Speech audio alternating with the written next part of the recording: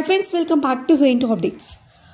Exams postpone అవుతాయని చెప్పి చాలామంది అడుగుతున్నారు. దానికి రిలేటెడ్గా అప్డేట్ 27th నుంచి ఎగ్జామ్స్ స్టార్ట్ కాబోతున్నాయి. అలాగే 27th సైక్లోన్ అని చెప్పి న్యూస్ కూడా రావడం జరుగుతుంది. దీనికి రిలేటెడ్గా ఎగ్జామ్స్ పోస్ట్పోన్ అవుతాయా అని చెప్పి చాలామంది డౌట్ అడుగుతున్నారు. టిల్ నౌ మన యూనివర్సిటీ నుంచి ఎటువంటి అఫీషియల్ అప్డేట్ లేదు. ఎగ్జామ్ పోస్ట్పోన్ అని చెప్పి సర్కులర్ అయితే ఎక్కడా ఇంకా రాలేదు.